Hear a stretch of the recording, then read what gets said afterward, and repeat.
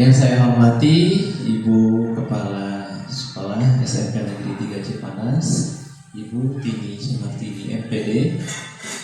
Yang saya hormati rekan-rekan Dewan Guru dan juga staf tata usaha. Yang pertama, alhamdulillah pada hari ini kita semua bisa berkumpul di ruangan ini dalam acara diseminasi materi budaya positif, gitu ya. Yang mana diseminasi ini nanti akan disampaikan oleh Ibu Nur Hanidayanti sebagai aksi nyata, ya, aksi nyata dari tugas aksi nyata dari modul 1.4 ya, CGP angkatan 9. Mudah-mudahan nanti Ibu Hani bisa memberikan pencerahan ya kepada kita semua terkait bagaimana membangun budaya positif di sekolah, membangun lingkungan yang positif, kemudian disiplin yang positif untuk anak-anak, gitu ya, supaya anak-anak ini betul-betul bisa berkembang sesuai dengan kodratnya masing-masing. Salawat dan salam Bapak Ibu. Sebelumnya salawat dan salam mari kita panjatkan, kita khususkan ya kepada junjungan kita Nabi Muhammad SAW, pada keluarganya, sahabat-sahabatnya, dan kita semua.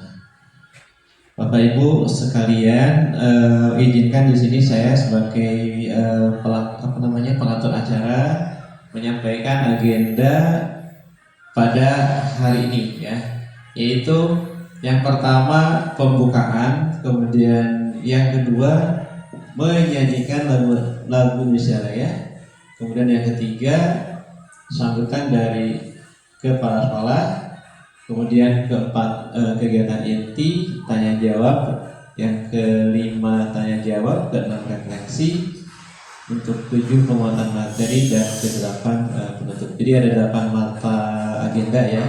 Nah, tetapi ini dari 8 ini untuk tahap awal sebagai pembukaan dulu. Nanti untuk kegiatan inti, tanya jawab, refleksi, dan penguatan itu tersendiri ya Bapak Ibu ya. Jadi kita buka dulu supaya nanti kita lebih khusus gitu ya terkait diseminasinya.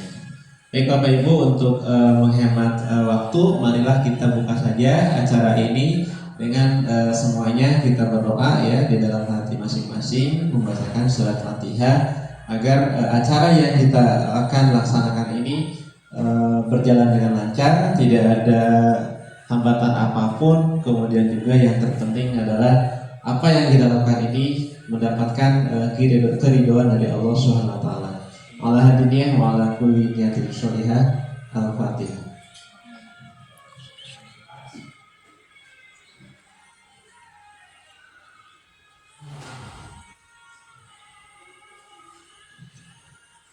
Doa selesai. Alhamdulillah sudah kita buka ya dengan doa. Bapak Ibu, kita masuk pada agenda yang kedua, yaitu menyanyikan lagu Indonesia Raya yang akan dijadikan siapa? Bu Lia ya, yang akan dipandu oleh Bu Siti Malia.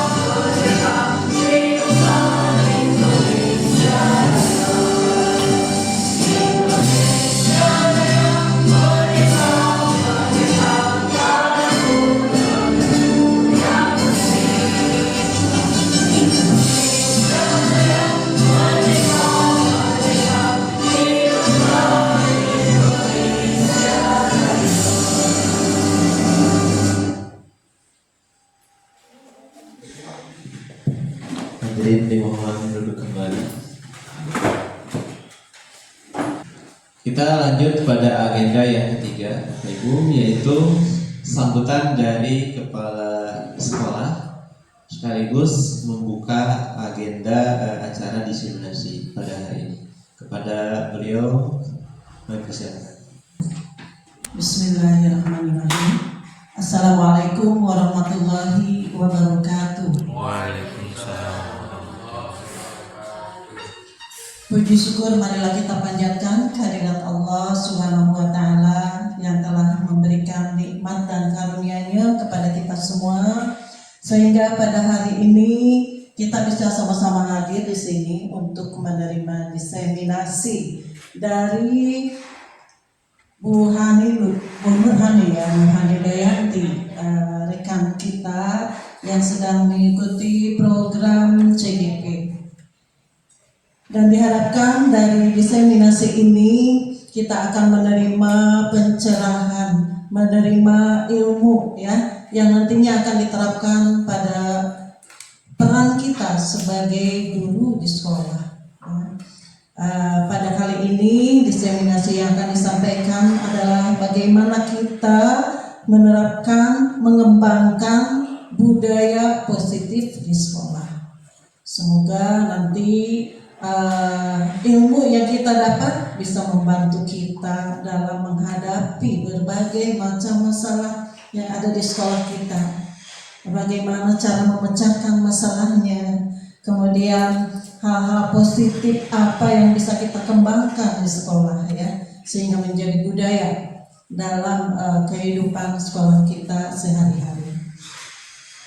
Besar harapan Ibu selaku kepala sekolah bahwa aksi nyata atau praktik baik dari guru penggerak ini sedikit banyak akan menjadi virus ya, menjadi virus bagi kita yang memberikan semangat kepada kita untuk terus menjadi pembelajar sepanjang hayat.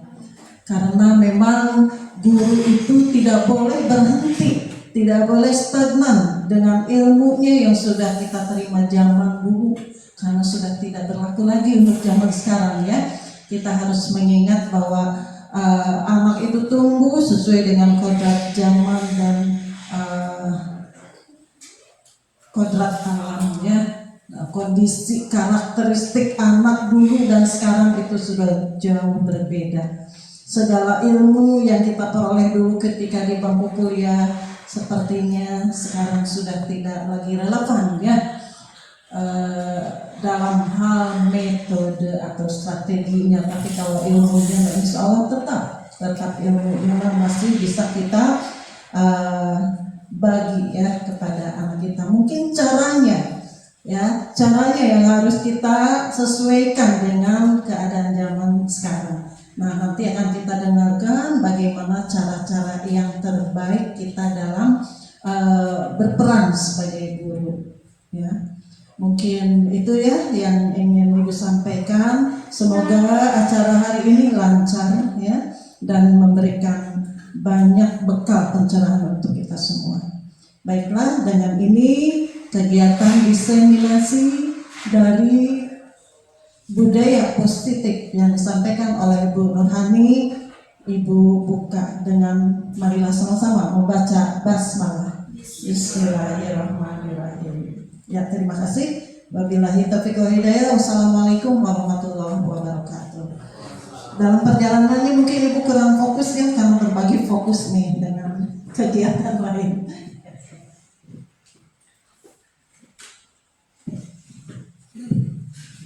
Terima kasih pada Ibu yang telah memberikan sambutannya kepada kita semua ya, dan berbagai harapan ya untuk kita semua Bapak Ibu. Semoga harapan-harapan dari yang disampaikan oleh Ibu Kepala oleh di sana dapat kita laksanakan ke depannya.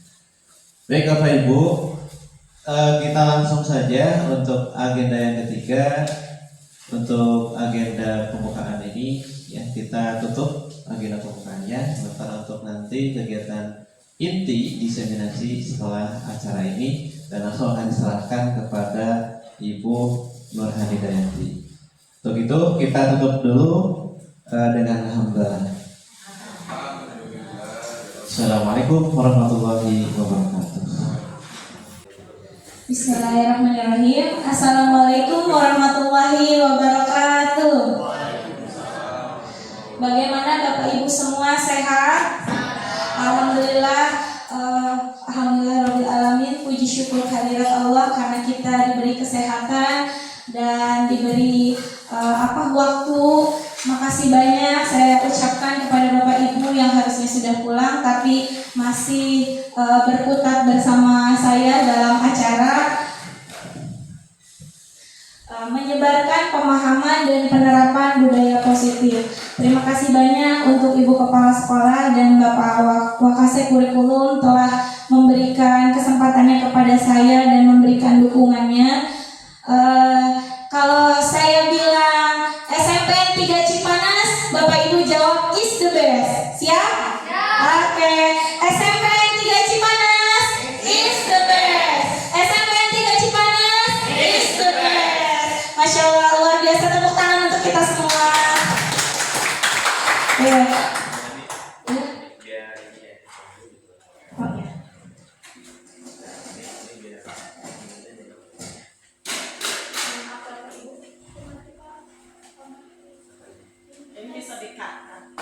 Bisa.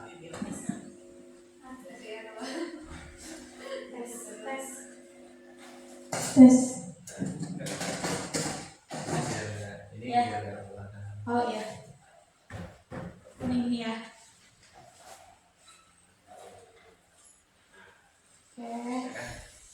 Baik, Bapak Ibu, untuk mempersingkat waktu dan mengefisiensikan waktu, marilah kita mulai ya acara ini. Mohon maaf sebelumnya, bukan saya ingin menggurui, tapi saya mau mendiseminasikan hasil yang saya dapat pada kegiatan pelatihan calon guru penggerak. Semoga materi ini diterima oleh kita semua ya Bapak Ibu. Nah, kalau misalnya ngedengar tentang budaya positif, Bapak Ibu itu kepikiran tentang apa ya? Kalau budaya positif? Kelakuan baik, setuju Bu Nurul. Hebat. Ada lagi? Barangkali Pas apa? Literasi membangun akhlak. Ih, hebat, Masya Allah. Literasi membangun akhlak. Barangkali Pak Tamamin, budaya positif tentang ya gotong royong. Bisa, hebat Ibu Mimin, terima kasih. Gotong royong, ya. Gimana Pak Hadi? Tidak membuang sampah pada tempatnya. Hebat, ya betul sekali. Nah, dari Bapak Ibu katakan tadi betul sekali. Jadi budaya positif adalah budaya yang akan diterapkan di sekolah kita nantinya. Insya Allah semoga kita bisa dalam keadaan sehat selalu ya untuk dapat mengimplementasikan tentang budaya positif ini. Nah, di sini ada pertanyaan pemantik. Menurut Bapak Ibu, setuju nggak kalau hukuman itu dapat mendisiplinkan anak? Setuju? Yang setuju boleh tunjuk tangan. Oke, 1, 2, 3, 4, 5, 6. Bu Desi tidak setuju? Tidak. Baik. 6 orang ya.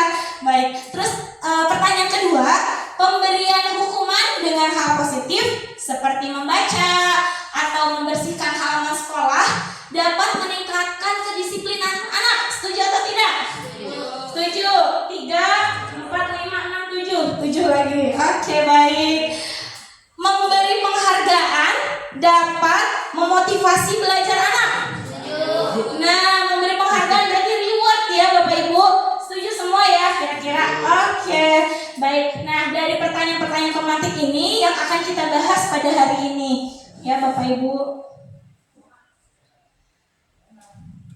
Nah, di sini ada konsep tentang budaya positif ya. Yang pertama, kita harus melakukan perubahan paradigma belajar. Yang kedua, melakukan disiplin positif, menerapkan nilai-nilai kebajikan. Yang keempat, kebutuhan dasar manusia. Yang kelima, memotivasi. Pancasila. Oke, pembelajaran dengan paradigma baru yaitu pembelajaran yang berdiferensiasi. Ya Bapak Ibu, yang prinsipnya secara diferensiasi. Kenapa? Karena peserta didik dapat belajar sesuai kebutuhannya, ya, dengan berdasarkan dari dimensi profil pelajar Pancasila. Pak Haji, Bapak Ibu, kita nyanyi bareng-bareng yuk. Oke, siapa yang mau mimpin penyanyinya? Boleh, boleh. Oke, boleh. Sampai. Dengan gerakannya. Ya. Ayo, Ada di depan Bu Bebe biar kelihatan kan? ya. Biar kelihatan kamera. Ini udah. Ya. Boleh. Ada kamera. Kamera di sini. Oke. Kelihatan, ya. Nah, gini Bapak Ibu ya.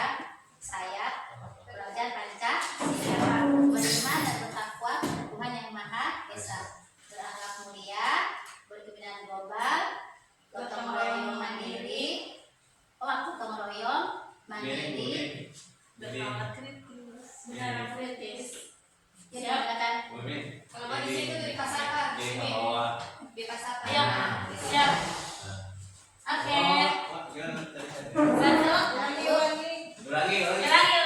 Mengajar Pancasila, beriman dan bertakwa pada Tuhan Yang Esa, dan berakhlak mulia, berkebinekaan global, gotong royong mandiri, kreatif dan bernalar kritis.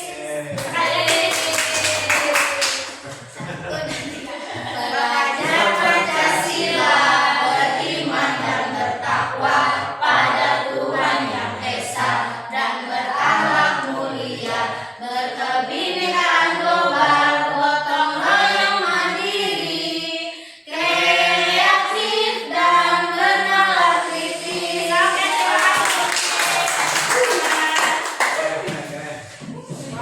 Oke, keren sekali ya ibu PPKM kita nih. Oke, baik. Jadi seperti itu ya Bapak Ibu. Pembelajaran dengan paradigma baru itu pembelajaran yang berdasarkan atas dimensi-dimensi profil pelajar Pancasila. Nah, ini ada kegiatan tentang mengepalkan tangan. Boleh Pak Tamami berpasangan sama Pak Aldi, Bu Lia sama Bu Nurul gitu ya, tentang mengepalkan tangan. Anggaplah di dalam tangan Bapak Ibu itu ada sesuatu yang sangat berharga yang Bapak Ibu pegang, ya, yang Bapak Ibu genggam. Terus teman Bapak Ibu itu pengen ngambil barang berharga di dalam tangan tersebut, iya. Nah, boleh Bapak Ibu mengizinkan dan boleh pula tidak. Temannya juga bisa merayu, ya, menyuap, terus menghardik, mengancam nih. Kalau nggak dikasih misalnya, saya kelitikin kamu, misalnya kayak gitu ya. Nah, boleh. Ayo sekarang silakan dicoba sekencang-kencangnya dan sekuat-kuatnya. Silakan. Gantian ya. Ayo Pak. Ayo silakan. Gantian. Pak Aldi dulu. Ke Pak Tama. Pak Tama buka tangan Pak Aldi. Ayo. Langsung dikasih. Oh, langsung dikasih. Iya, dermawan. Boleh Pak Aldi dan Pak Hadi. Buka. Jom. Ayo, Bu Lia dan Bu Nurul. Genggam erat ya. Boleh digenggam. Dibuka. Dia mau dibuka. Oke.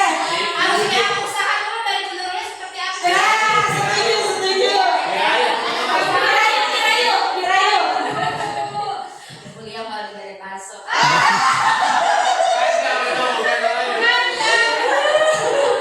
Bisa nggak juga nggak sampai dibuka soalnya nggak mau diarah. Nah, oke. Nah, udah semuanya Bapak Ibu. Baik, dari pembelajaran yang tadi kita dapat, kira-kira apa? Kenapa kita menggenggam terus kita boleh membuka tangan dengan teman kita terus boleh juga menutup? Kenapa? Iya? Silakan.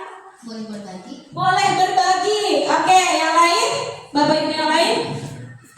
Tidak semua yang kita miliki bisa dikasih ke teman kita. Good job. Tidak semua yang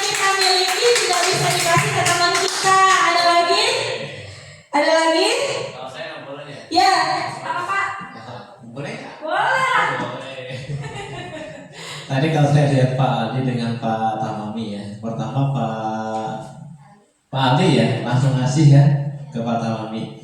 Kenapa Pak Aldi bisa ngasih? Sebenarnya karena nggak mungkin kan Pak Aldi Pak Tamami bisa membuka ya. Kalau Pak Aldi tidak membuka. Kalau seandainya Pak Aldi nggak membuka, bisa nggak Pak Tamami membuka? Ya artinya bisa membuka itu ketika Pak Aldinya sendiri mengizinkan gitu ya. Gitu. Jadi menurut saya itu kayaknya kontrol deh. Kontrol ya. Sip. Terima kasih tepuk tangan buat Bapak Iin. Terima kasih ya Pak. Betul sekali. Jadi kalau kita mau buka itu atau kita mau buka kayak seperti Pak Aldi atau seperti Bu Lia, itu merupakan kontrol dari diri kita sendiri. Kita mau ngizinin atau enggak itu ada dalam diri kita. Begitu ya Bapak Ibu. Nah, berkaitan dengan materi pembelajaran hari ini.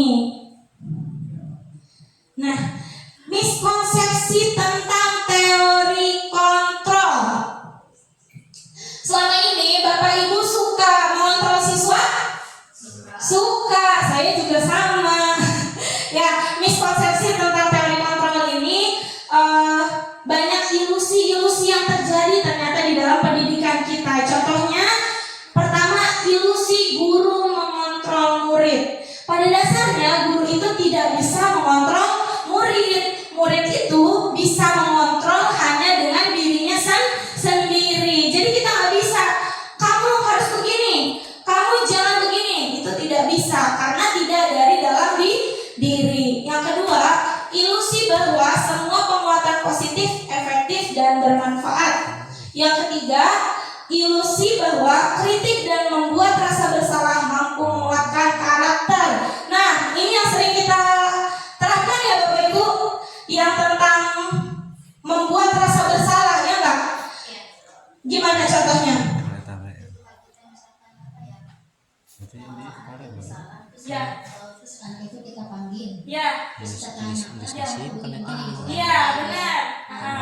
Iya, betul sekali ya Bu Mimin. Jadi misalnya anak itu terlambat, kamu telat mulu, pelajaran saya ketinggalan, gitu misalnya. Atau kamu nyontek mulu, nilai kamu saya kurang ya, gitu.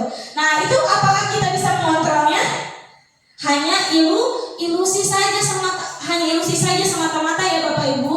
Itu tidak bisa menguatkan dalam dirimu murid. Coba anak murid pakai sendal contohnya, terus kita ambil sendalnya, besok dia pakai sendal lagi enggak?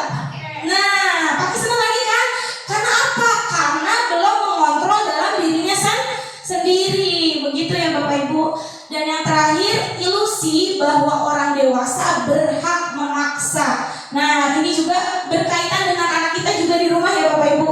Ayo kalau nggak mau makan, nggak mau kasih apa ini? Gitu, ya. Terus kalau di kelas, kalau misalnya kamu nggak ngerjain tugas, nggak boleh pulang kamu, gitu misalnya. Nah, itu adalah ilusi. Nah, di sini mengubah paradigma stimulus respon ke pendekatan teori kontrol. Nah, stimulus respon ini adalah stimulus dari luar, sementara teori kontrol adalah teori dari dalam diri. Yang pertama, tentang kebutuhan kita itu sama katanya. Padahal sejatinya kebutuhan setiap orang itu berbeda. Contoh, Bu Desi sama Bu Mimin, apakah kebutuhan sehari-harinya sama? Beda, ya enggak? Sama. Betul sekali, akan berbeda. Sama seperti murid, semua murid itu memiliki kebutuhan yang berbeda, ya. Yang kedua, semua orang melihat hal yang sama. Padahal di dalam teori kontrol menjelaskan setiap orang memiliki gambaran yang berbeda, ya. Jadi kita misalnya Hani mandang Bu Nurul cantik, kecil gitu misalnya ya, badannya mungil. Tapi Pak Hadi mah ngelihat Bu Nurul nggak kayak gitu. Nah, beda kan? Nah, jadi setiap orang itu tidak memiliki gambaran yang sama. Yang ketiga, kita mencoba mengubah orang agar berpandangan sama dengan kita. Padahal kita berusaha memahami pandangan orang lain tentang dunia. Jadi kalau misalnya ada yang berbeda pendapat, kita itu bukannya mau menang sendiri, tapi kita itu harus berusaha memahami begitu. Yang keempat, perilaku buruk dilihat dari sebagai suatu kesalahan. Padahal semua perilaku itu memiliki tujuan. Jadi setiap perilaku itu pasti ada tujuannya. Anak telat pun pasti mereka punya alasannya loh Bapak Ibu. Ya, contoh kamu telat terus di pelajaran ibu, nilainya ibu kurangin misalnya kayak gitu. Padahal kita nggak tahu kan anak itu telat di rumah, apa bantuin mamahnya dulu, atau mamahnya lagi sakit ya, atau misalnya dia sakit perut, bolak-balik ke kamar mandi terus begitu, karena kita nggak mencari alasannya. Terus orang lain bisa mengontrol saya katanya gitu. Padahal hanya Anda yang bisa mengontrol diri Anda sendiri ya. Dan saya bisa mengontrol orang lain, padahal Anda tidak bisa mengontrol orang lain. Dan yang selanjutnya, pemaksaan ada pada saat bujukan gagal. Nah, padahal kolaborasi dan konsensus akan menciptakan pilihan-pilihan baru. Jadi misalnya ada anak yang ada anak yang bermasalah, kita bisa melakukan kolaborasi dengan mengajukan pertanyaan-pertanyaan segitiga restitusi yang akan nanti kita bahas ya Bapak Ibu.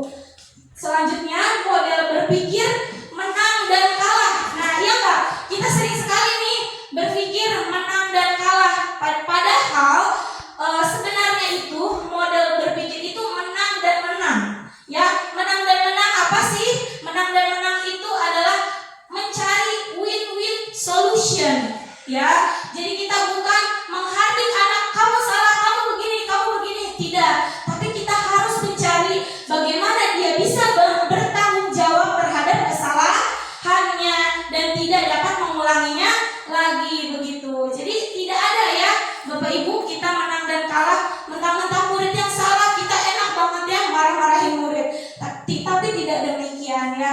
Kita harus berempati ya Bapak Ibu terhadap murid. Bayangkan murid kita itu adalah anak kita sendiri ya. Peserta didik kita itu adalah anak kita sendiri. Ini merupakan pukulan juga bagi saya sebetulnya. Karena saya sebelum mengenal teori ini, wah Masya Allah kadang-kadang kamu push up gitu misalnya.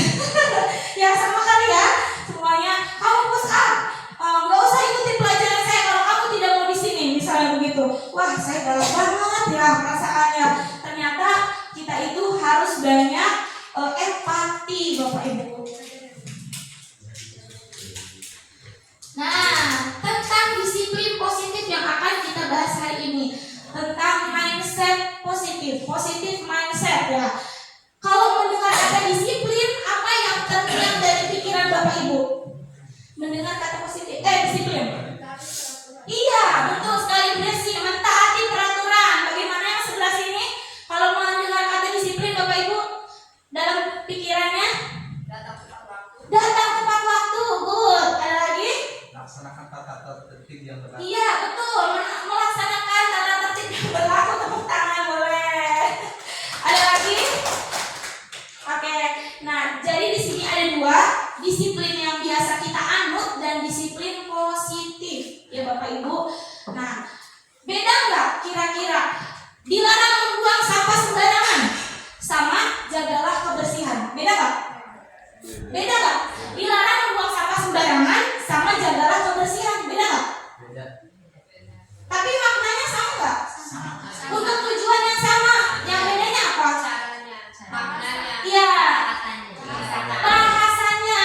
Yang membedakan bahasanya gimana? Kalau dilarang membuang sampah Nada tinggi ya. nada tinggi, ya. Betul sekali Bu Desi, ya. Jadi kalau dilarang membuang sampah itu ada konotasi negatif, ya Bapak Ibu. Sementara kalau kita jagalah kebersihan itu ada konotasi disiplin positif, di mana disiplin itu artinya belajar ya. Disiplin mengacu pada disiplin diri yang bertanggung jawab terhadap apa yang dilakukannya berdasarkan nilai-nilai yang dia yakini. Sementara untuk disiplin positif merupakan salah satu cara penerapan disiplin yang bertujuan untuk menumbuhkan kesadaran serta memberdayakan peserta didik tanpa imbalan penghargaan. Nah, tanpa imbalan penghargaan atau reward, ancaman ataupun hukuman. Nah, sebagai pendidik, tujuan kita adalah menciptakan peserta didik yang memiliki disiplin diri sehingga mereka berperilaku mengacu pada nilai-nilai kebajikan universal dan memiliki motivasi intrinsik dalam perubahan perilaku ke arah yang lebih baik. Motivasi intrinsik itu maksudnya apa? Motivasi dari dalam diri, betul Pak Aldi? Ya, jadi motivasi yang udah didorong dalam dirinya, bukan dorongan dari luar atau dorongan dari orang lain, begitu ya, Bapak Ibu. Apakah ada yang ingin ditanyakan sampai sini? Nah, untuk ini adalah nilai-nilai kebajikan, ya. Nilai-nilai kebajikan itu apa? Nilai-nilai yang disepakati bersama, lepas dari suku bangsa, agama, bahasa maupun latar belakangnya. Nah, ini saya mengambil contoh 3 nilai kebajikan dari institusi atau organisasi. Yang pertama, dari nilai yang kita terapkan di sekolah yaitu P3 Profil Pelajar Pancasila yang sudah kita nyanyikan tadi ya. Beriman dan bertakwa kepada Tuhan Yang Maha Esa, berakhlak mulia, gotong royong mandiri, kreatif dan bernalar kritis. Sementara ada dari PYP menjelaskan tentang apa sih nilai-nilai kebajikan itu? Toleransi, rasa hormat, ya, integritas, mandiri, menghargai, antusias, empati, keingintahuan, kreativitas, kerjasama dan percaya diri. Sementara keterampilan hidup atau life skill itu dapat dipercaya, lurus hati, pendengar yang aktif, tidak merendahkan orang lain, dan memberikan yang terbaik dari diri. Ini semua positif semua ya Bapak Ibu. Nah, kebutuhan dasar manusia. Kebutuhan dasar manusia adalah segala sesuatu yang kita lakukan untuk mendapatkan apa yang kita inginkan. Seluruh tindakan yang kita lakukan memiliki tujuan tertentu dan semua usaha terbaik yang kita lakukan agar kebutuhan dasar kita terpenuhi dengan baik. Nah, di sini ada 5 kebutuhan dasar manusia. Apa sih kebutuhan dasar manusia itu? Contoh, di sekolah kita pasti ada yang namanya bullying ya Bapak Ibu. Nah, terus anak-anak itu ada yang tidak mau sekelompok dengan satu anak, ya enggak? Kadang-kadang satu anak itu, Bu saya nggak mau sekelompok sama dia. Nah, Bu saya nggak mau, pokoknya nggak mau sekelompok sama anak itu di kelas itu ya kan, pasti suka dikandarin. Nah, itu merupakan anak yang kebutuhan dasar manusianya kurang terpenuhi. Contoh, anak itu menjadi murung, menjadi lemah, letih, lesu mulai pada saat belajar, terus dia jadi nggak mau berangkat sekolah. Ada kan ya Bapak Ibu kasus begitu ya? Nah, itu kenapa? Karena kebutuhan dasar manusianya tidak terpenuhi. Kebutuhan dasar apa itu yang tidak terpenuhi? Kira-kira? Iya, kebebasan dan penguasaan, karena dia merasa tidak dianggap, ya enggak? Terus dia juga kasih sayang dan rasa dan kasih sayang, dia merasa tidak diperdulikan. Nah, makanya dia merasa lelah, letih gitu ya. Kalau berangkat sekolah malas, sering bolos atau jarang sekolah. Nah, makanya anak-anak itu Bapak Ibu kalau bolos atau enggak sekolah ataupun jarang sekolah, dia itu pasti punya alasan. Nah, alasannya salah satunya adalah kebutuhan dasar manusianya tidak terpenuhi, ya. Nah, ada 5, yaitu yang pertama bertahan hidup. Nah, bertahan hidup kita tahu dari apa? Makanan. Terus, iya betul, faktor ekonomi juga Bu. Dari makanan, terus apa lagi?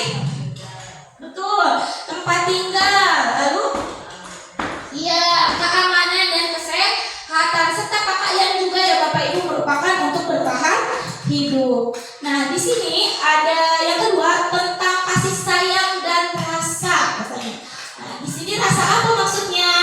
merasa diterima, dipedulikan, berbagi, kerjasama, menjadi bagian dalam kelompok. Nah, yang tadi sudah kita bahas. Terus yang ketiga sebagai penguasaan, ya, harga diri, keinginan untuk dianggap, memimpin, berprestasi, diakui dan didengar. Kadang-kadang ada ya Bapak Ibu anak kita kalau misalnya pengen maju dia mulu, ya Pak? Kenapa? Karena itu merupakan kebutuhan dasar manusia yang memimpin, berprestasi dan ingin didengar, begitu. Selanjutnya ada kebebasan, mandiri, memiliki pilihan, mencoba hal baru, terus mampu mengendalikan arahan dirinya. Dan yang terakhir ada kesenangan. Nah, kesenangan ini bisa kita wujudkan dalam pembelajaran yang suka kita lakukan ya Bapak Ibu. Bermain, humor, jangan mentang-mentang kita guru terus kita gak boleh bercanda sama murid. Tidak ya Bapak Ibu, kita juga bisa menjadi teman mereka. Jadi kita melakukan pembelajaran yang berbasis games contohnya. Kan menjadi anak senang, menyenangkan, terus jadi tertawa. Nah, itu berarti kebutuhan dasar mereka dari kesenangan itu terpenuhi. Jadi jangan kita kolot, kita harus saya mau guru, saya nggak boleh bercanda sama mereka, nanti harga diri saya di mana. Nah, tidak seperti itu ya Bapak Ibu. Jadi ada 5 kebutuhan dasar manusia. Apa aja? Bertahan hidup, kasih sayang, penguasaan, kebebasan dan kesenangan.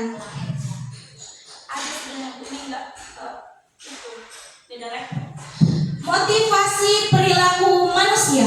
Nah, ada 2 motivasi perilaku manusia, ekstrinsik dari luar atau dorongan dari luar, dan intrinsik. Dimana kalau ekstrinsik itu untuk menghindari ketidaknyamanan atau hukuman, sementara yang kedua untuk mendapatkan imbalan atau penghargaan. Nah, misalnya anak melakukan sesuatu itu karena ingin dapat pujian, contohnya dari kita. Sering ya Bapak Ibu seperti itu.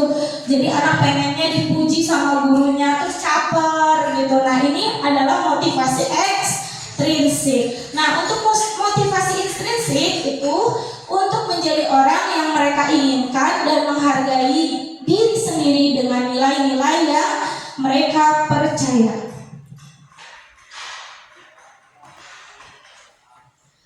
Nah, contohnya apa? Kalau motivasi eksternal, apa yang akan terjadi bila saya tidak melakukannya? Katanya gitu. Kalau motivasi eksternal kan gitu pasti, aduh gimana ya kalau saya nggak ngerjain PR gitu. Ya, nanti diomelin si Ibu Mimin lagi gitu ya. Terus yang kedua, apa yang akan saya dapatkan bila saya melakukannya? Nah, kalau saya datang pagi terus saya pikir saya pengen dipuji sama Bu Desi, biar dibilang rajin gitu misalnya. Nah, itu merupakan motivasi ekstrinsik. Sementara motivasi intrinsiknya yaitu contoh kalimatnya, saya akan menjadi orang yang seperti apa bila saya melakukannya begitu. Nah, jadi mereka itu berpikir ke depan. Jadi misalnya saya datang sekolah itu untuk apa gitu. Jadi bukan ingin dapat pujian atau reward. Nah, ternyata Bapak Ibu, menurut Bapak Ibu tadi kan sudah belajar tentang reward. Ya, yang di depan tadi. Reward itu merupakan hukuman ternyata, ya. Baru tahu apa udah tahu? Baru tahu ya. Ternyata reward itu merupakan hukuman loh Bapak Ibu. Ya. Jadi kita kalau memberi hadiah kepada murid itu merupakan hukuman. Walaupun sifatnya menyenangkan. Kenapa? Nah, dari sini bahwa penghargaan itu berlaku sama dengan hukuman, dalam arti meminta atau membujuk seseorang melakukan sesuatu untuk memenuhi suatu tujuan tertentu dari orang yang meminta atau membujuk. Dorongannya eksternal dan ada suatu faktor ketergantungan. Karena kalau suka dikasih reward, senang belajar sama ibu itu mah suka dikasih permen misalnya habis pelajaran. Senang sama ibu itu mah kalau nilainya bagus dapat wafer sepak misalnya gitu. Nah, itu merupakan jadi ketergantungan.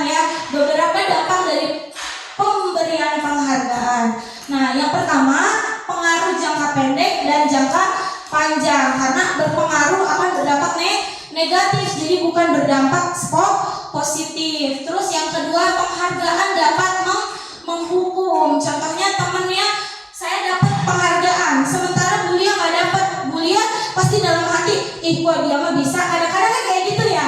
Nah itu adalah menjadi hukuman. Yang ketiga, penghargaan mengurangi ketepatan. Yang keempat, penghargaan menjadi tidak efektif karena tidak dalam pembiasaan disiplin positif. Dan yang terakhir, penghargaan akan merusak hubungan. Contoh tadi misalnya yang ranking 1 dikasih penghargaan, sementara yang ranking 2 enggak.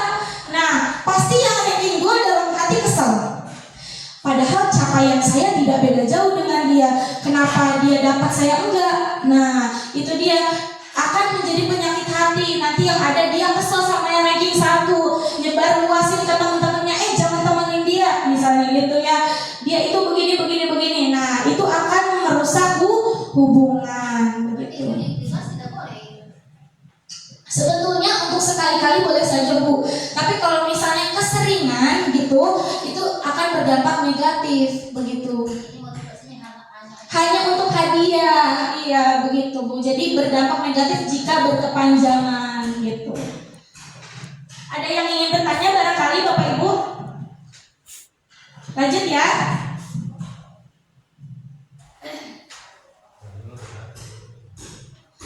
Oke. Di sini ada 3 kata hukuman, konsekuensi, restitusi. Bapak Ibu pilih yang mana? Hukuman, jangan dibaca bawahnya dulu. Konsekuensi atau restitusi? Yang pilih hukuman cung? Gak ada. Oke, sepertinya kita sudah mulai menyadari bahwa hukuman itu tidak boleh. Oke, yang kedua, konsekuensi. Nah, kita sering menerapkan ya konsekuensi. Cung, yang pilih konsekuensi 1, 2, 3, 4, 5. Oke, yang memilih restitusi 1 orang saja. Oke, Bu Desi aja. Sekarang saya mau tanya yang memilih konsekuensi. Silakan Pak Aldi, boleh berpendapat tentang konsekuensi. Kenapa memilih konsekuensi? Konsekuensi karena di situ ada rasa tanggung jawab, apa yang dia kerjakan, apa yang dia perbuat, maka resikonya dia datang sendiri. Oke, boleh. Terima kasih Pak Aldi.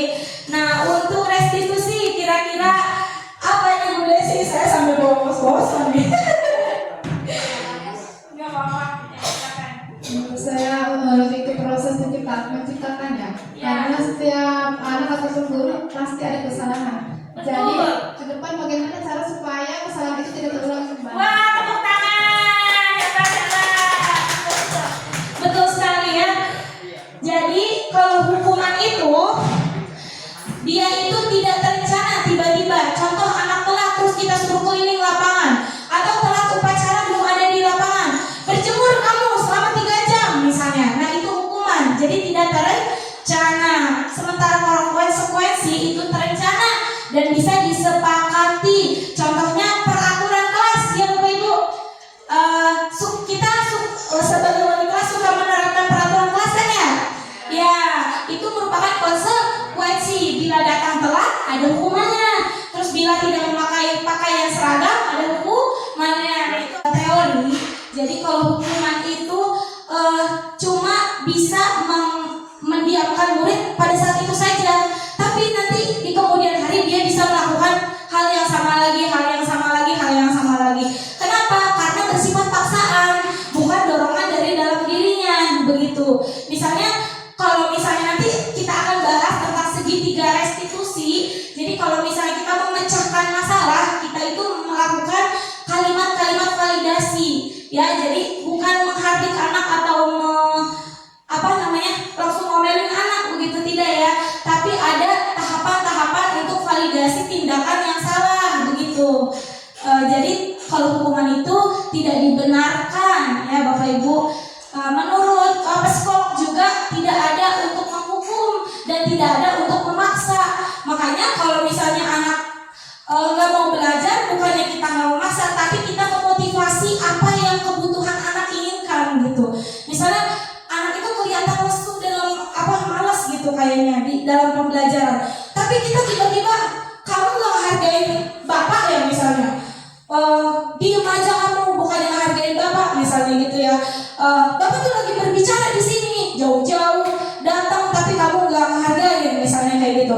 Nah itu merupakan ilusi ya Bapak Ibu. Jadi nanti kita luruskan kembali pendapat kita tentang hukuman, konsekuensi, dan segitiga restitusi di akhir begitu. Yang pertama Mi bagaimana? Oke, selanjutnya kalau restitusi, proses menciptakan kondisi bagi murid untuk memperbaiki kesalahannya. Jadi nanti ada pertanyaan-pertanyaan validasi. Yang kedua, murid tidak tahu apa yang akan terjadi dan tidak dilibatkan. Dan konsekuensi, murid tetap dibuat tidak nyaman. Ya, jadi dari konsekuensi itu pasti gak nyaman. Contohnya, tidak piket denda 5.000. Kira-kira anak itu dalam hati nyaman gak sih Bapak Ibu? Nyaman gak sih Bapak Ibu? Tidak ya. Pasti dalam pikirannya, ya Allah, padahal uang jajan saya cuma 5.000. Merasa terpaksa, saya gimana, mana lapar, tapi harus denda gitu kan. Jadi terpaksa dan bukan dorongan dari dalam dirinya gitu. Apakah nanti dia akan piket terus? Kalau udah kita denda akan piket terus gak? Belum tentu ya, karena itu bukan dorongan dari dalam dirinya gitu. Nah kalau hukuman itu bersifat satu arah dan hukuman itu bisa berupa fisik atau psikis. Nah ini saya banget nih bisa fisik atau psikis. Saya sering sekali dulu suka ngomong anak, kamu misalnya datang telat aja, kebiasaan kamu. Nah itu ada kata kebiasaan, padahal itu sangat negatif dan sangat tidak boleh dilontarkan kepada murid. Begitu ya Bapak Ibu. Barangkali ada yang pernah ngomong negatif ke anak murid kira-kira? Sering. Contohnya apa Bu? Boleh? Ya contohnya Bu. Biasanya anak-anak itu keluar pada Iya. yang belajar. Oh iya. Di situ mancing emosi kita. Iya betul. Seperti itu. Kan pasti kita marah. Marah ya. Padahal kesalahan itu tidak hanya di anak. Betul. Kalau misalkan di dalamnya ada guru, tidak mungkin anak keluar. Betul, setuju. Terima kasih Bu Desi. Ada lagi yang sering marah sama anak, melontarkan kata-kata yang kurang pantas? Bantu saya di depan. Ada Pak Iin. Ada yang mau di depan bersama saya? Apa itu ngapain? Ice breaking bareng-bareng Bu. Ayo ada yang mau? Belia barangkali? Pak Adi. Ayo Belia, boleh. Biasanya kematikan. Iya, tentuin. Boleh bersama saya di depan. Ya, siapa? Oke.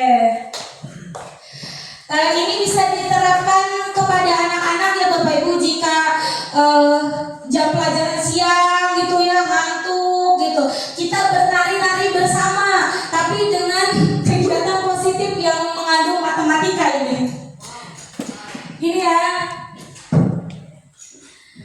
1 ditambah 1 sama dengan 2. 2 ditambah 2 sama dengan 4. Gimana 4? Ya, Pak Irkir. Ah iya 4.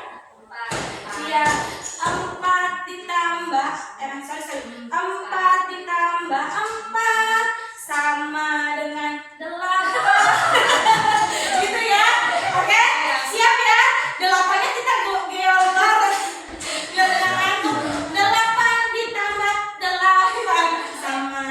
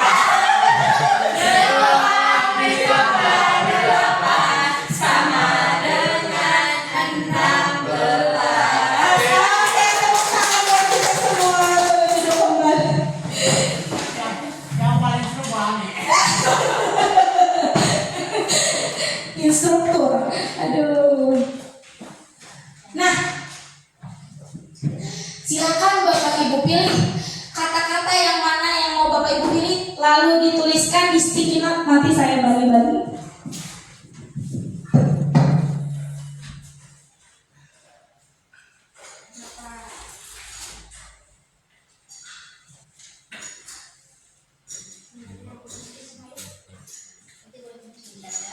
Satu doang ya kan? Atau nggak satu? Boleh dua, boleh tiga.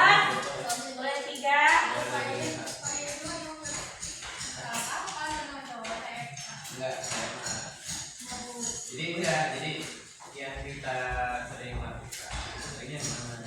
Ya, yang sering kita lakukan dalam kelas, ya Bapak Ibu, apakah kita sebagai penghukum, ataukah kita sebagai guru membuat merasa bersalah murid, ataukah sebagai teman, pemantau, dan yang terakhir sebagai manajer.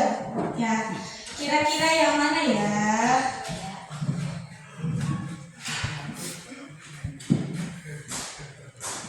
Oke.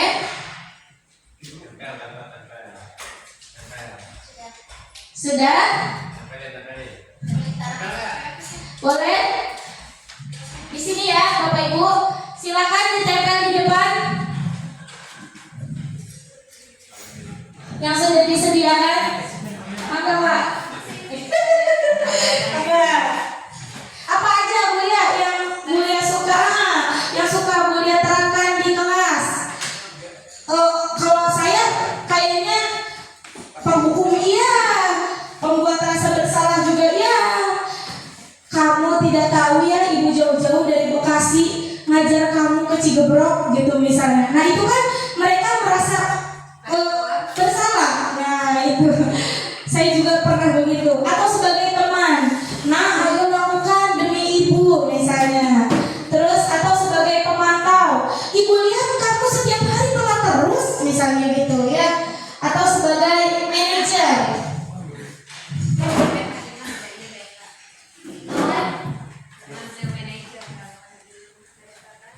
Oke. Ya, sip. Di sini ada sebagai penghukum, pembuat merasa bersalah, teman. Oh, kayaknya kebanyakan menjadi teman, pemantau, dan ada yang sebagai manajer. Siapa ini yang menuliskan manajer? Oke, Bu Mimin boleh minta pendapatnya. Bagaimana ketika Bu Mimin menjadi manajer?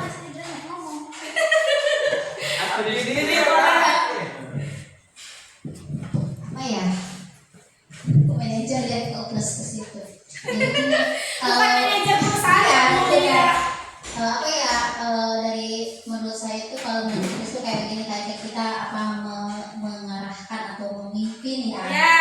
Ketika anak misalkan ada apa nih yang mesti kita bicarakan bareng-bareng, juga otomatis kan kita sebagai guru pasti yang paling depan kan. Betul. Untuk menjadi apa atau pembicara atau sebagai orang yang memang dianggap yang paling tua gitu mungkin. Terima kasih Bu Mimin, tepuk tangan. Selanjutnya sebagai pemantau. Siapa yang di sini menulis pemantau? Pak Ingin sebagai pemantau. Pak Sapar sebagai apa? Pemantau juga. Kenapa Pak Sapar bisa menulis sebagai pemantau? Contohnya bagaimana? Terima kasih waktunya yang diberikan Bu Hani. Menurut saya di sini saya sebagai pemantau itu tentunya kita di dalam kelas tentunya kita memantau siswa dalam mengerjakan LK salah satunya. Di situ kita lihat siapa yang cara mengerjakan LK yang kreatif tentunya, yang mengarah kepada pemecahan masalah yang bagus, kemudian sehingga bisa bernilai dengan yang luar biasa. Kemudian nanti siapa yang ketika siswa mengalami kelemahan dalam pembelajarannya juga, dan masih banyak lagi yang dapat dilakukan guru sebagai pemantau. Terima kasih. Terima kasih Pak Sapar. Tepuk tangan buat Pak Sapar. Ya, oke betul sekali. Jadi mungkin dari pemantau pembelajaran begitu ya Pak ya, dan pemantau perilaku juga. Nah ini kita simpan dulu Bapak Ibu, nanti kita lihat dari posisi 5 kontrol ini apakah nanti mau berubah atau enggak ya? Mau berubah mau senang. Nah, di sini ada contoh penerapan 5 posisi kontrol guru. Kasusnya sama. Kasusnya siswa tidak memakai atribut lengkap pada saat upacara bendera, gitu Bapak Ibu ya. Nah, di sini ada kalimat-kalimat teman, pemantau, terus juga ada penghukum, terus ada manajer dan pembuat rasa bersalah. Nah, sekarang contoh teman, ya kalimatnya begini. Ayo dong ikuti aturan sekolah. Tolong bantu ibu dan bapak sekali aja katanya. Ya sudah, nggak apa-apa. Tapi lain kali jangan berbuat seperti ini lagi ya, gitu. Misalnya, nah itu peran teman, ya, bapak ibu itu merupakan peran teman. Bagaimana untuk peran pemantau? Nah, kamu sudah melanggar peraturan sekolah. Kamu tahu konsekuensinya. Setelah ini, setelah upacara kamu beli atributnya ke koperasi dan jangan diulangi lagi, misalnya gitu. Nah, ini saya suka begini nih, Bapak Ibu, sering menerapkan ke anak, ya. Jadi kalau misalnya anak nggak pakai dasi, suruh beli ke koperasi begitu. Nah, selanjutnya, Kita itu teman-temannya mau dihukum. oke, selanjutnya masih dengan kasus yang sama. Kalau sebagai penghukum, gini ngomongnya katanya. Kalau kamu nggak pakai atribut yang lengkap, kamu hormat sama bendera selama 1 jam, misalnya gitu. Nah, itu contoh-contoh orang yang suka menghukum, ya.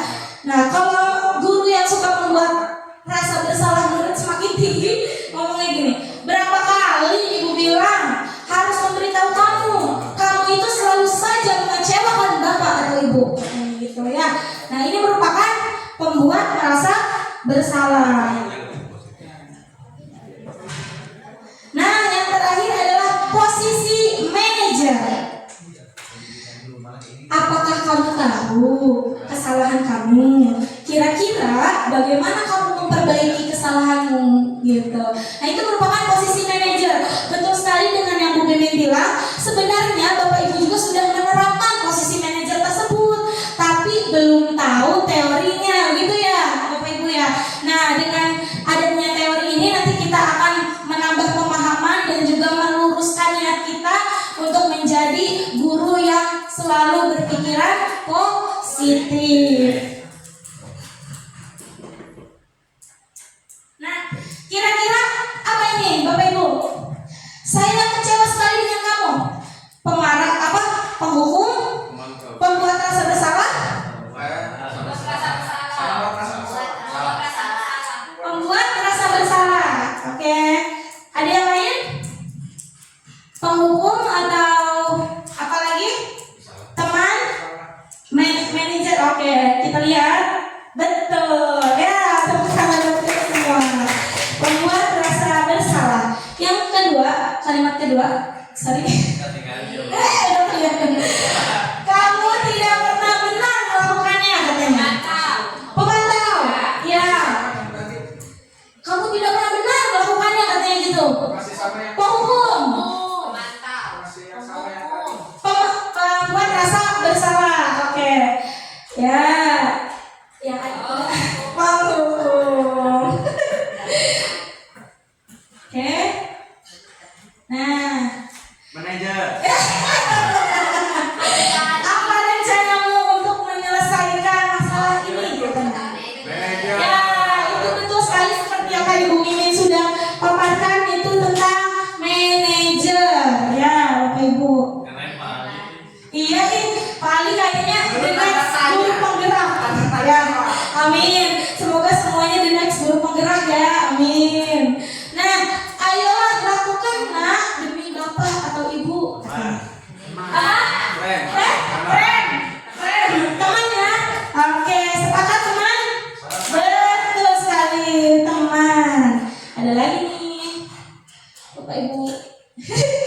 Kamu tidak pernah mendapatkan nilai jika tidak mengerjakan tugas, katanya. Hukuman. Iya, betul. Bu Nurul, the next. Oke, terima kasih Bu Nurul.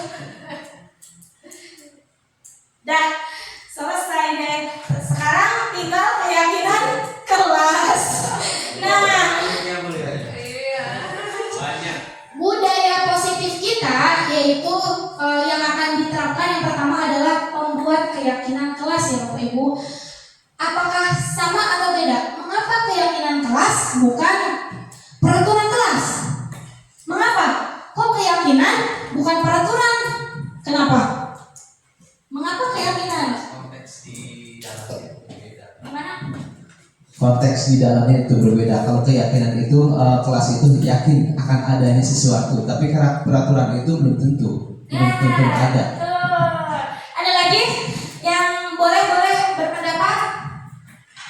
Kenapa keyakinan bukan peraturan? Oke, kita bahas bersama-sama ya Bapak Ibu. Nah, contoh pertanyaan yang lain. Mengapa kita memiliki peraturan harus menggunakan helm bila kita naik motor? Takut ditangkap polisi, ya nggak? Takut ditangkap polisi. Ada lagi? Takut ditangkap polisi atau untuk keselamatan? Dua-duanya. Takut ditangkap polisi yang paling utama, ya nggak? Ya, Soalnya saya lihat di sini mah jarang ada yang pakai helm. Nah, berarti kalau ke kota doang karena ada polisi, begitu ya Pak Tamulia? Nah, karena takut ditangkap polisi. Oke, kita catat dulu. Yang kedua, kita mempunyai peraturan 3M pada saat lagi COVID ya. Menggunakan masker, mencuci tangan, dan menjaga jarak sepanjang 1,5 meter. Nah, itu kenapa kita pakai masker? Takut kena virus.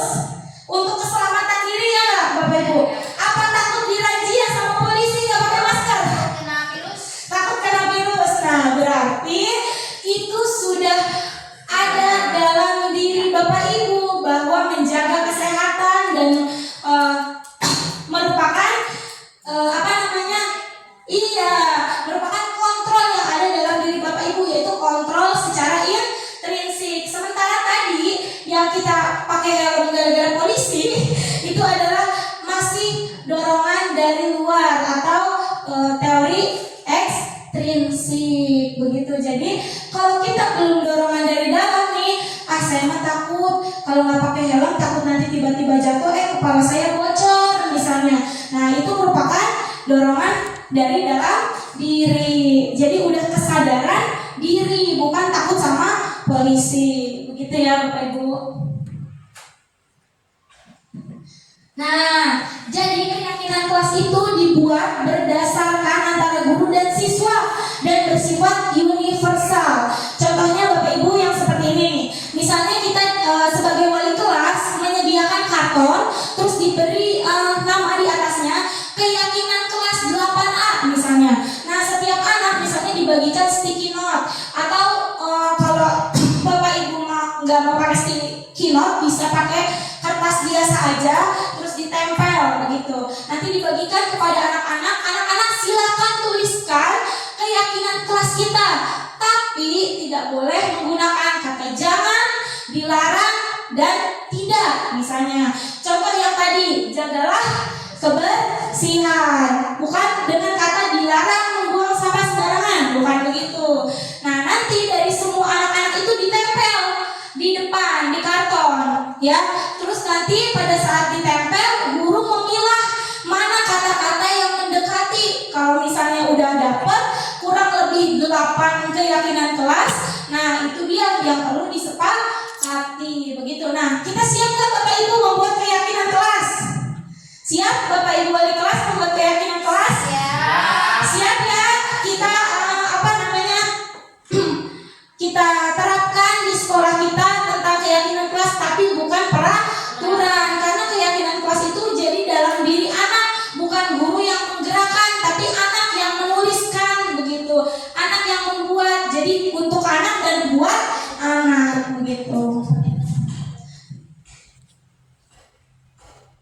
Nah, ini contohnya ya Bapak Ibu. Ini adalah keyakinan kelas gambarnya. Ya, ini digambarkan pakai sticky note, mungkin biar lebih mudah, nggak pakai lem-lem lagi gitu. Nah, di sini pembentuk keyakinan kelas ini bersifat abstrak, pernyataannya universal, dibuat dari pernyataan yang positif yang saya bilang tadi, terus sedikit saja agar mudah diingat. Contohnya apa? Selain jaga kebersihan,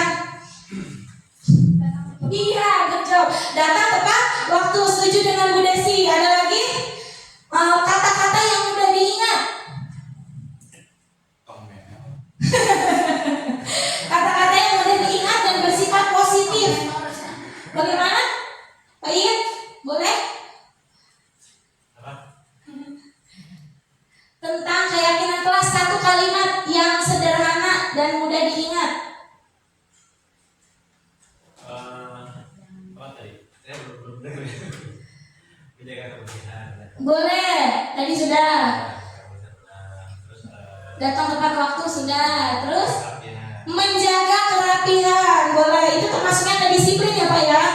Oke, terus sesuai dengan kondisi kelas dan sekolah sehingga mudah diterapkan. Dan yang terakhir, semua warga sekolah atau warga kelas dilibatkan saat membuat keyakinan kelas.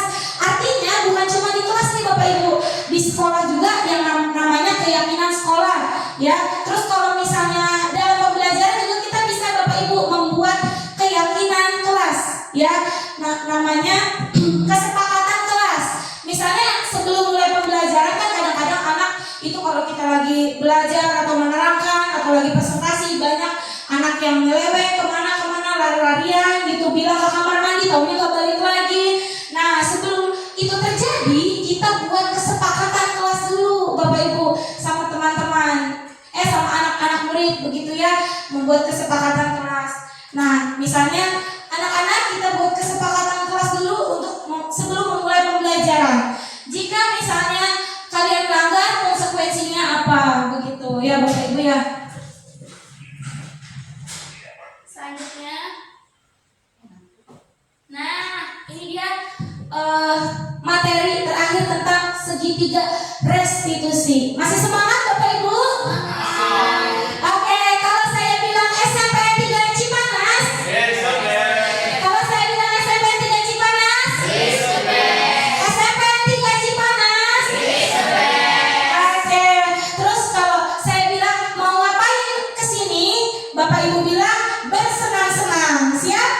Siap? Mau ngapain kesini? Mau ngapain kesini? Oke. Nah di sini ada segitiga restitusi, di mana suatu proses dialog yang dijalankan oleh guru agar dapat menghasilkan murid yang mandiri dan bertanggung jawab. Nah tahapan segitiga restitusi itu ada 3. Yang pertama, menstabilkan identitas. Yang kedua, validasi tindakan yang salah. Dan yang ketiga, menanyakan keyakinan.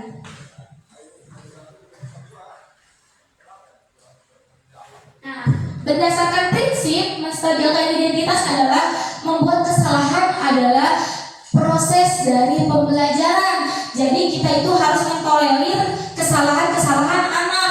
Bahwa kamu membuat salah, ibu bapak guru juga pasti pernah membuat salah, karena itu adalah sifat yang manusiawi begitu. Nah contoh kalimat menstabilkan identitas bagaimana? Yang pertama, berbuat salah itu wajar nak gitu. Yang kedua, tidak semua manusia itu sempurna ya. Yang ketiga, bapak ibu juga sama pernah melakukan itu misalnya gitu. Jadi kan anak itu gak merasa gagal ya, anak itu gak merasa down gitu ya Bapak Ibu. Terus Bapak Ibu tidak mau mencari siapa yang salah, tapi Bapak Ibu ingin mencari solusi dari permasalahan ini gitu. Dan yang terakhir, kamu berhak kok merasa begitu. Bapak Ibu juga kalau ada di posisi kamu pasti merasa begitu misalnya gitu. Nah itu merupakan menstabilkan identitas. Nah, yang terakhir, validasi tindakan yang salah. Nah, berdasarkan prinsip setiap perilaku berupaya memenuhi suatu kebutuhan tertentu. Kalimatnya bagaimana? Kamu pasti punya alasan mengapa melakukan hal itu. Nah, yang kedua, padahal kamu bisa melakukan yang lebih buruk dari itu, misalnya. Nanti saya punya video tentang segitiga restitusi. Terus yang ketiga, kamu patut bangga karena telah melindungi sesuatu yang penting buatmu, katanya gitu. Terus yang terakhir, kamu melakukannya karena mempertahankan sesuatu yang penting bagimu.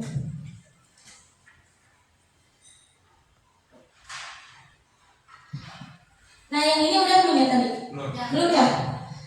Menanyakan keyakinan. Nah di sini teori kontrol pada dasarnya kita termotivasi secara intrinsik atau dari dalam diri.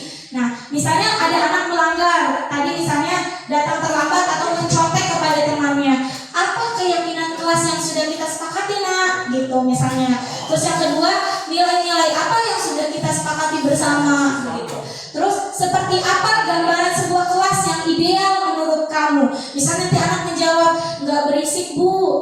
juga anak-anaknya nurut sama bu guru gitu misalnya. Nah itu kan nanti mereka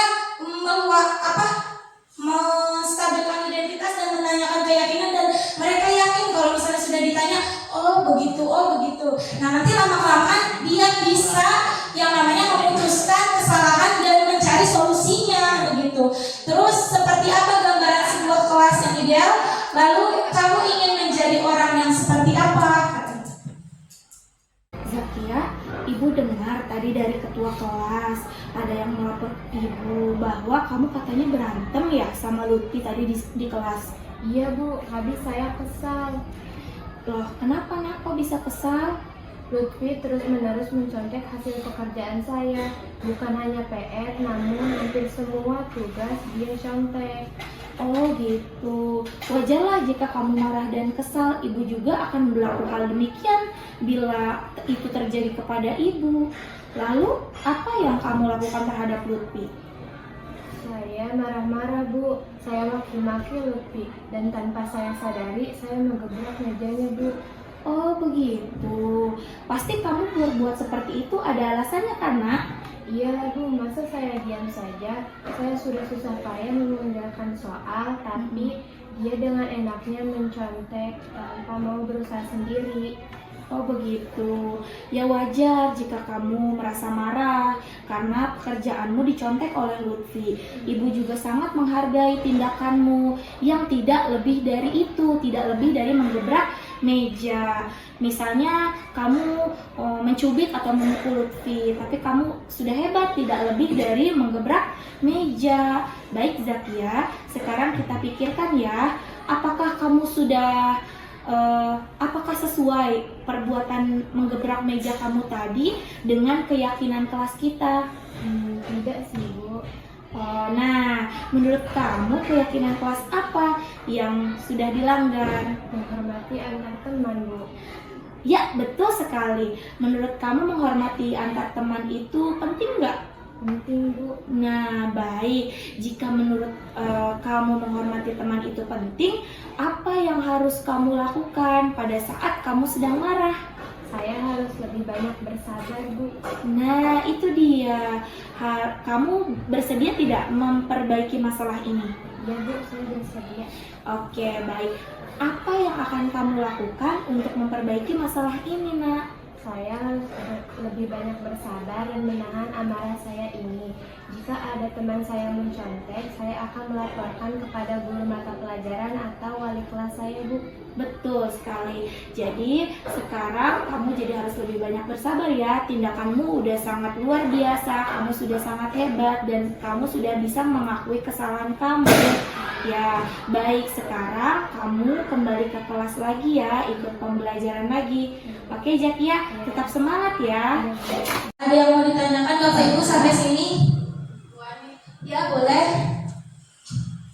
Kaitannya dengan keyakinan kelas tadi ya. Iya. Pasti berhubungan dengan kedisiplinan positif. Betul. Contohnya saya sebagai kelas ya. Iya. Kan peraturan itu mereka yang buat ya. Iya. Tapi kadang peraturan itu keyakinan itu mereka yang melanggar.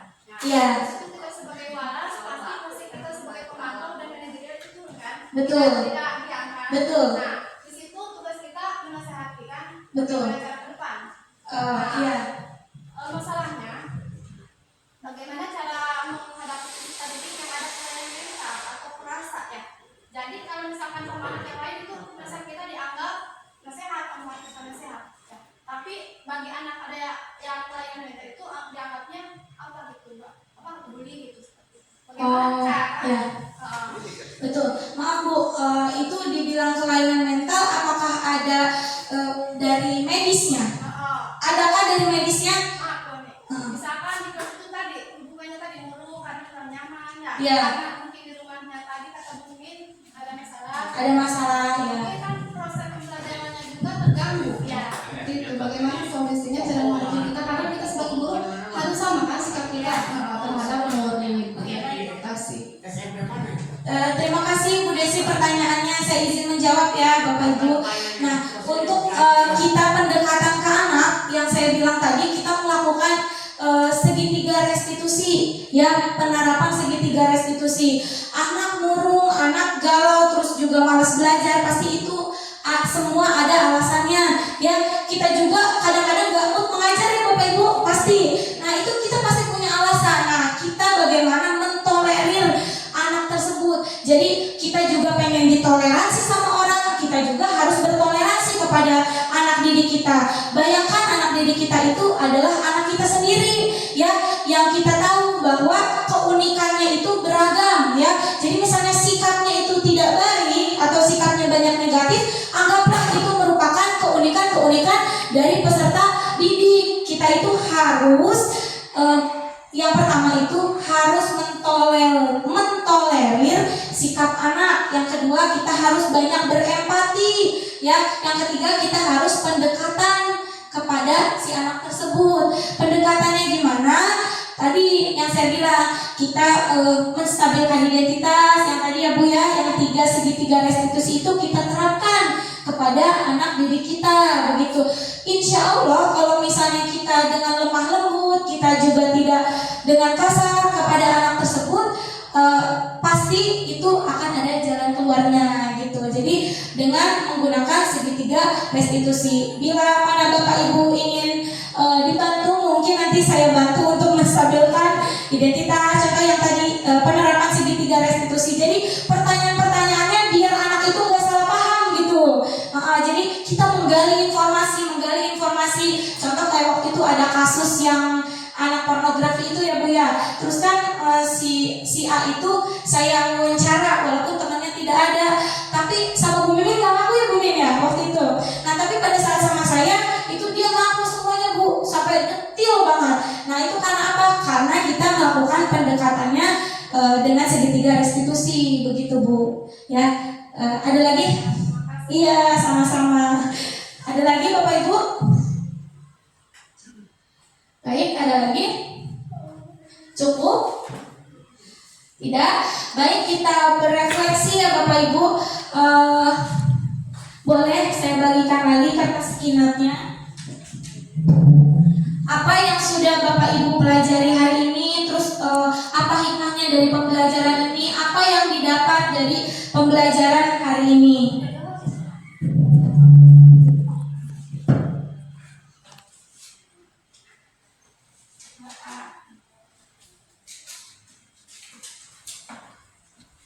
Nanti ditempel di depan di Tadi pertanyaannya Han.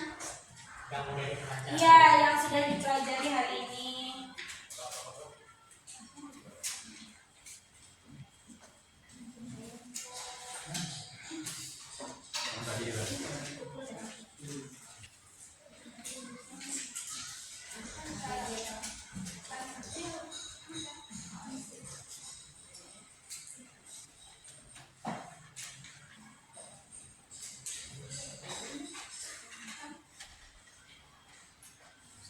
Peran guru aja lah.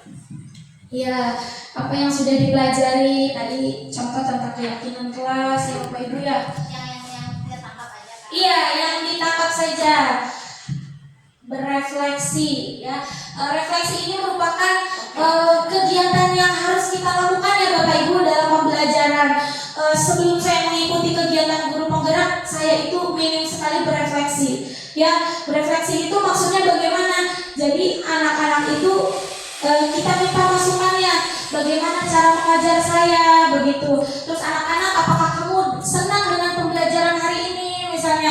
Atau dengan contoh sederhananya kita bagikan kertas, terus anak-anak itu menuliskan emoticon, senyum atau cemberut misalnya. Nah nanti kan kita bisa lihat dalam refleksi kita pada saat perbaikan pembelajaran. Dilihat misalnya anak itu cemberut, oh kenapa ya kok cuma satu orang dia yang cemberut? Berarti kan itu perlu dipanggil ke kantor dan diberikan motivasi, begitu ya Bapak Ibu. Jadi refleksi itu juga bukan untuk murid saja, tapi untuk kita juga, perbaikan pembelajaran. Jadi apa yang kurang ya saya tadi dalam mengajar? Oh ternyata saya kurangnya ini. Nah itu akan dimuat untuk pembelajaran kedepannya, begitu. Jadi refleksi ini harus kita tanamkan dalam diri kita supaya menjadi budaya positif di dalam pembelajaran. Apalagi kurikulum merdeka itu kental sekali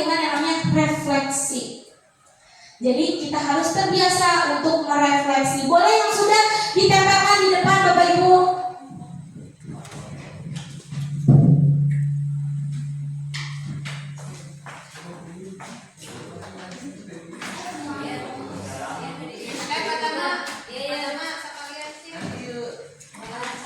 Membuat kelas.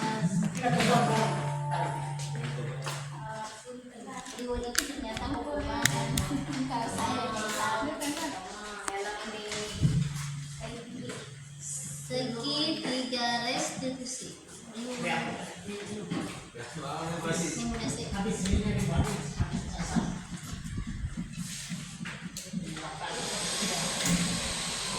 Satu lupa sebelumnya untuk Pak ini. Iya.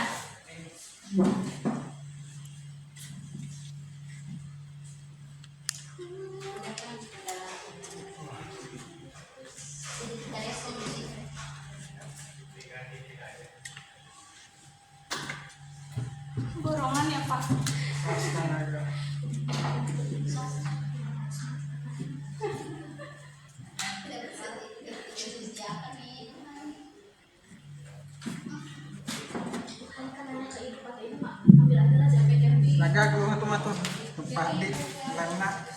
Bapak Ibu, di mana saya mau memberikan kata-kata penutup dulu. Dalam penerapan program misi film positif ini, hendaknya guru memiliki standar kepribadian yang profesional dan sosial yang baik, di mana guru mampu merefleksikan dirinya dalam posisi kontrol saat ini, bagaimana perjalanan dirinya sebagai among. Among itu apa? Among itu sebagai manajer yang menuntun ke arah lebih baik, yang menuntun murid-muridnya menjadi insan yang mandiri, merdeka, serta bertanggung jawab seperti dalam profil pelajar Pancasila. Terima kasih Bapak Ibu atas waktu luangnya kepada saya. Semoga ilmu yang sudah dipaparkan bermanfaat dan kita juga bisa menerapkannya bersama-sama dan menjadi warga sekolah yang berdisiplin positif. Ya, wassalamualaikum warahmatullahi wabarakatuh.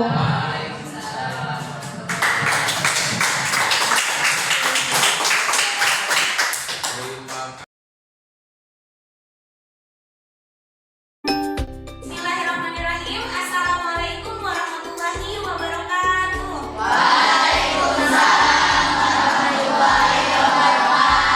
Apa kabarnya kalian hari ini? Baik. Alhamdulillah luar biasa.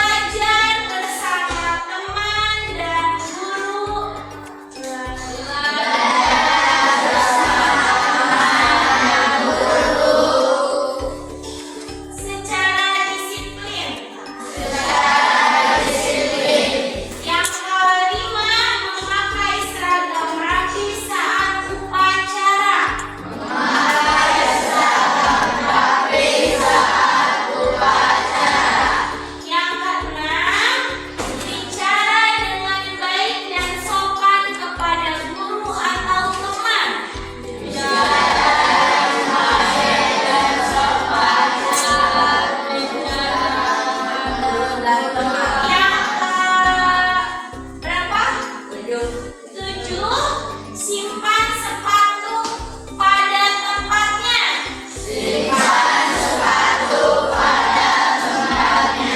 Dan yang terakhir, datang tepat waktu.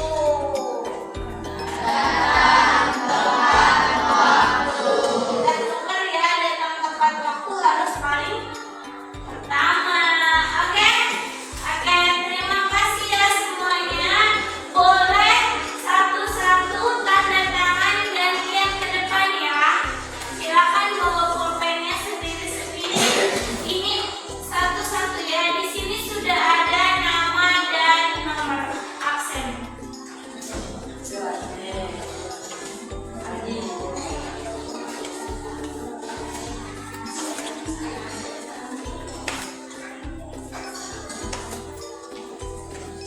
Oke. Silakan.